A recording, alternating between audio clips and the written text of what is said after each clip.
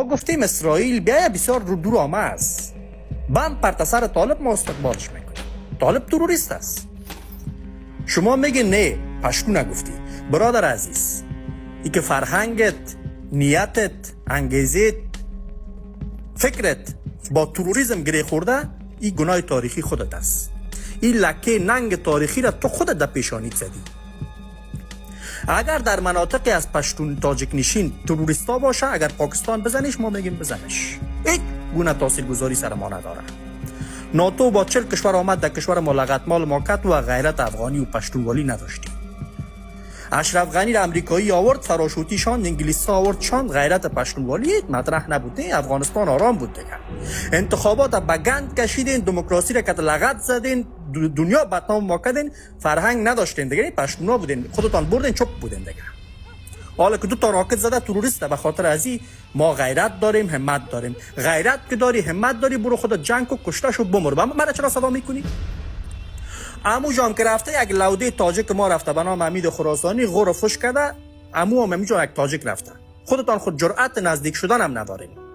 عمو جام یک تاجک لوده ما رفته به نام خراسانی و تلویزیونای پاکستان عکس از امور هم انداختن، عکس شما را هم انداختن. عمو جام ما را جدی گرفتن.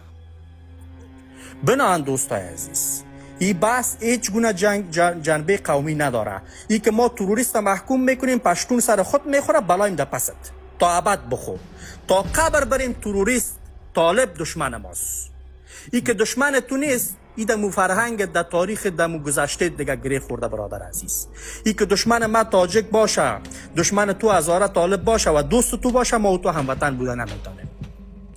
طالب دشمن ما و دشمن هزاره و تاجک و دوست تو، باز میگی وطندار هم هستیم. تاجک برادرم است. به دروغ قوم پرستی نکنین برادر عزیز. رمضان است، از خدا بشرمین. کمی به مسلمانی شما شک وجود داره، 100% شک وجود داره. ما یاد ما نمیرفت که در تیک تاک ها با کشته شدن جبهه مقاومت شما اتن میکردین، قرصک میکردین در تیک تاک ها. او اکمل امیری یاد ما نمیره، جنازهش در خانهش بردن در کاپیسا، او طالب پکتیاوال آمد، مادر شکت قفاق زد. من از یادم میره. باز آمدی بیا وطندار هستیم، پاکستان رو محکوم کنیم، بلایم در پست. خودت برو، خودت جنگ کو. خط دیورند کاتیت امضا کرده، اونمو دانه سرطانی است. تا که اونمو خط از جنگ است. خودت بمر، خودت کشته شو، خودت خونت بریزه. برای چی؟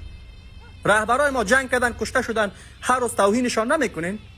احمد شاه مسعود به خاطر خط دیورند شهید شد، هر روز توهینش نمیکنین در تیک تاک؟ باز وطندار هستیم، افغان هستیم، باز تقاضا داری افغانیت تا بپذیرم.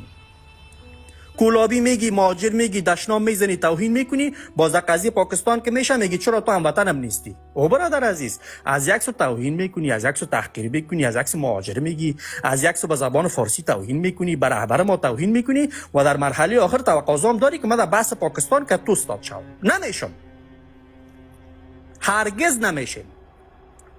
کلانای ما استاد شدن، جمهوریت اینمی تو کلانای ما رفتن سادگی کردن، فریب اشرف غنی را خوردن، فریب وقتتان تمام است. ما نمیشه. جناب فارسی نیوز عزیز،